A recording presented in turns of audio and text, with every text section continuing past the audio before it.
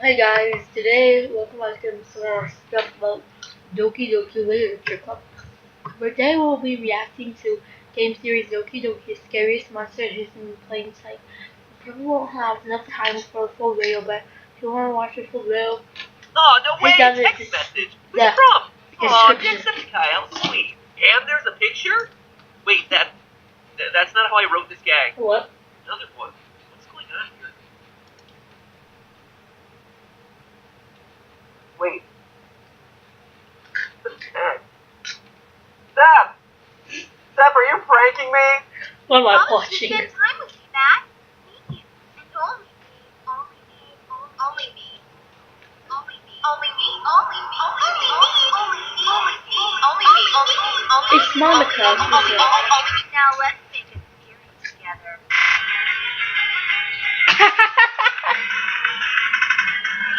What is that? What is this? I get glitchy, like after Sayori dies. No, it's not glitchy. Hello, Internet! Welcome to Game Theory, where it's our goal to systematically prove that everything in your life is secretly terrifying. Yep. Over the years, we've made you fear public Wi-Fi, minimum wage jobs, and even the house next door. But today, we're going to talk about a game that'll make you stop trusting the very computer you're using to watch this video. Yep, I unless know. you're part of the 75% of users who watch this show on a tablet, phone, console, or TV. In which case, just pretend you're scared too. Okay?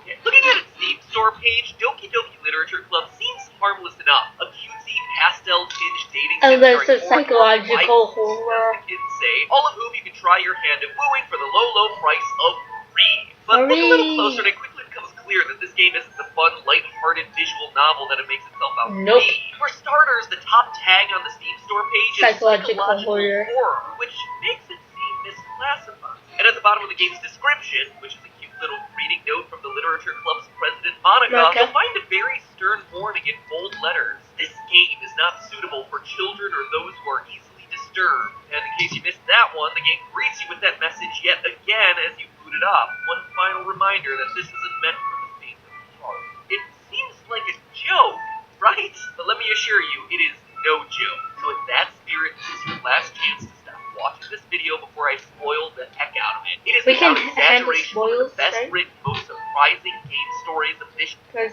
sometimes when I watch spoilers, it seems scary, but not really that scary when you want to scare you want to yourself. So let's just continue on.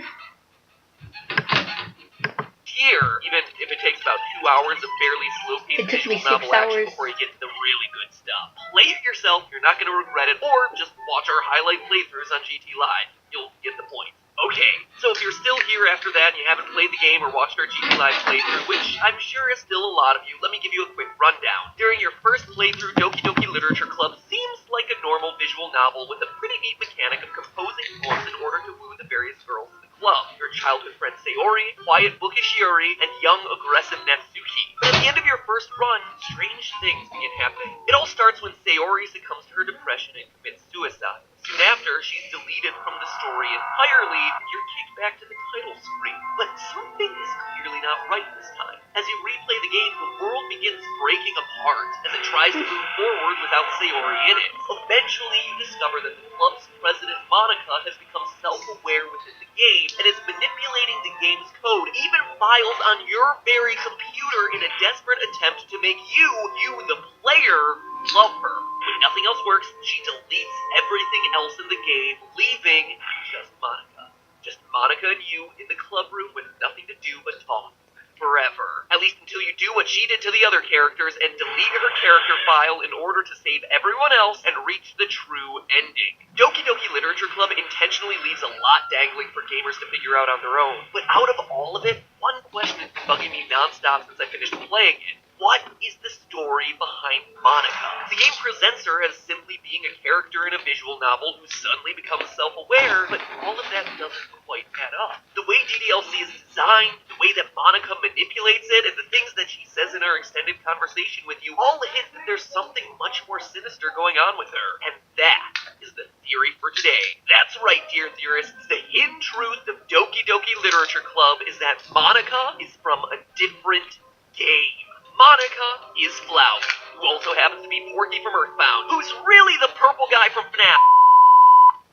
Sorry, the rest of the Theorist team just pulled me aside for a quick intervention. Apparently I'm banned from making any links between this game and Undertale. Or any game and Undertale. Really, I'm not allowed to touch Undertale anymore. But in all seriousness, Monica is from a different game. And not just Monica either. Doki Doki has a lot more to it than first meets the eye, even once you make it through the main story. Because the ending isn't even the ending. When you restart the game after deleting Monica, Sayori assumes the role of club president now, and things are pretty normal until the end of the first day, when you get perhaps the biggest twist of them all. Sayori now is self-aware, expressing the exact same desire to hoard it to herself that Monica did. So there's gotta be something that at least Monica and Sayori have in common, and possibly the other girls as well. That's making all of this possible. See, there's something about the way Doki Doki Literature Club is designed that doesn't quite add up. Throughout your second playthrough, Monica reveals that she's been manipulating events behind the scenes the whole time, that she's been messing with Yuri, Natsuki, and Sayori's character files by amplifying their worst traits so that you'll like them less and you'll like her more. That's why Yuri goes from being a little bit clingy to being self-harming and obsessive, why Natsuki goes from being flirty mean to just being a plain old jerk, and why Sayori goes from being mildly depressed to suicidal in the span of a few days. These are all the consequences of Monica haphazardly adjusting their character parameters behind the scenes, but hold on a second. That might seem to make sense on the surface, but if you actually stop and think about it, that's not really how visual novels work at all. Visual novel characters aren't AI-based. Their behavior is determined entirely by what's written in the game's script. The game's dialogue script, not programming script. I can see how that gets confusing. There's simply no need for a character in a dating sim to have complicated behaviors like this. But what if they were created for a more complex game? What if the characters in Doki Doki Literature Club were intended to be used in a different game altogether? One where they would need to have more complex, believable responses to a greater range of player choice? What if their assets were simply repurposed from that game in order to make this dating sim? It's not just speculation. The clues are there, hidden in plain sight in Doki Doki's central mechanic, the poems.